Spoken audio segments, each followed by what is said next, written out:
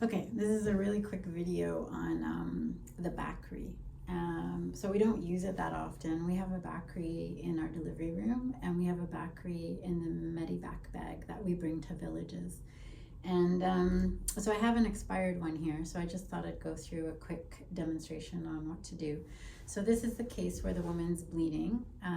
So she's given birth, the placenta is out, although I think in one crazy case we did put it in when the placenta was still in because we couldn't get the placenta out, and we transferred the woman by Challenger to Montreal. But generally, the woman is has her baby, it's delivered, the placenta's out, and the bleeding, we're giving all the medications in order to have the uterus stay contracted.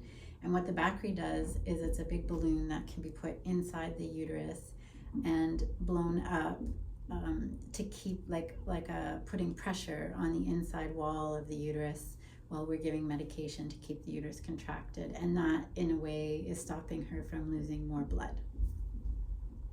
So you want to gather your supplies. So we have this Bakri box. I'll show you what's inside. You'll need a catheter stabilization, so these are handy things, and or you can just use tape, and 500 mils of normal saline, as well as this urine collection bag. So we use this to collect the blood from inside the uterus as it's coming out. It kind of drains through a larger tube, but it's the one that has the millimeters, so it's 350 milliliter urinary collection tube. So already you're doing regular vital signs, you're giving medication. She has 2 IVs with 18 gauge catheters on each side, and you put in a Foley catheter indwelling to keep the bladder empty. And now we're going to put in the Bakri. So when you open up the box, there's this sterile kit.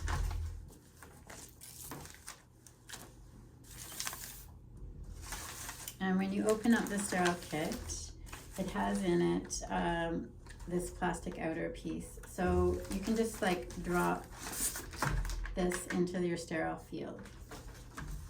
So you'll need also sterile gloves. We also have long non-sterile gloves, and then the clinician would put on sterile gloves up to here. You can also wear a sterile gown and mask. Okay, so if I have my gloves on, let's say, but let's just play with the items. So in my kit, I have a 60 mil syringe, and I have this long tubing that has the line that I'm gonna push into my normal saline bag. So in my 500 normal saline bag, that's the maximum that I would put into the Bakri. Usually 300 is enough. So these guys are attached. Let's see. So I just jam that into the bottom and hang that there.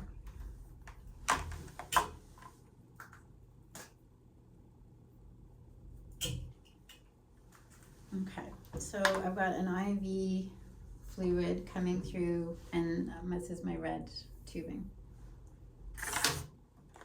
So now you're just going to puzzle these 3 pieces together.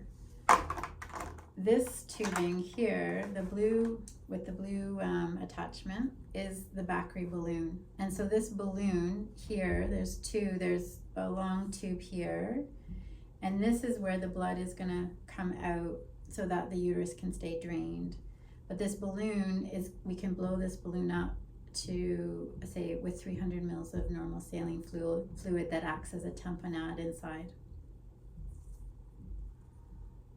Okay, so now trying to put these together in an emergency, always interesting.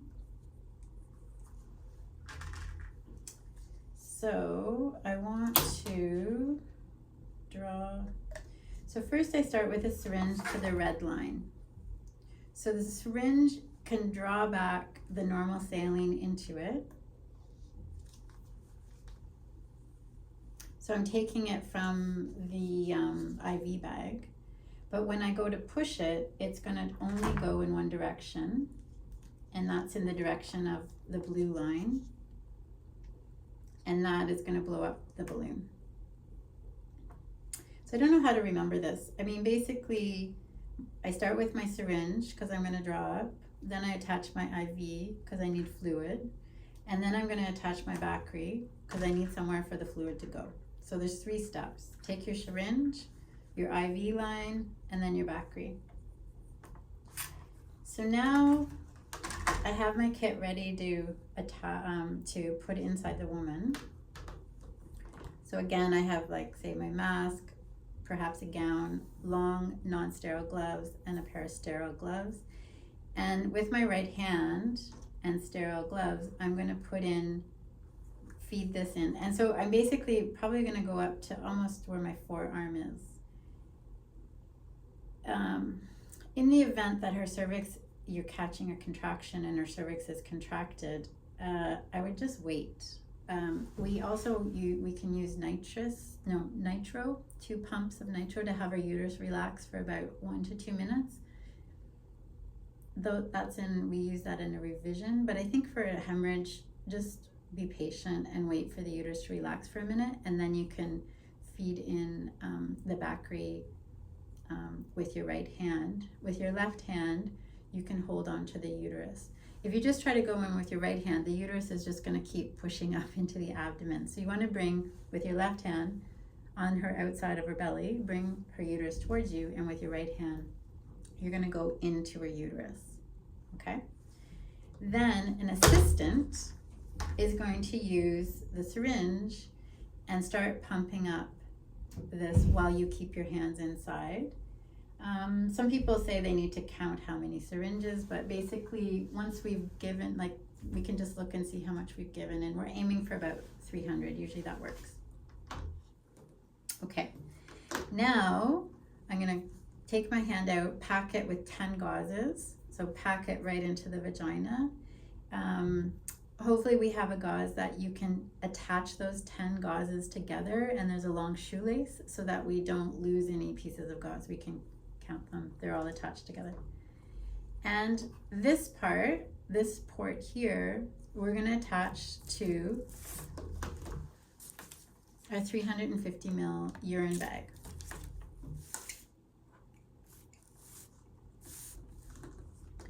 So now, if you can imagine inside of her, this is blown up with 300 mils of normal saline, and the 2 holes near the end communicate with this line here that will then collect at her bedside, and we can measure blood loss.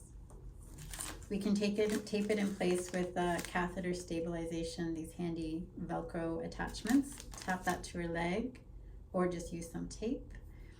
The Bakri can stay in for up to 24 hours, and hopefully by that time we've stabilized her enough that we can transfer her down south.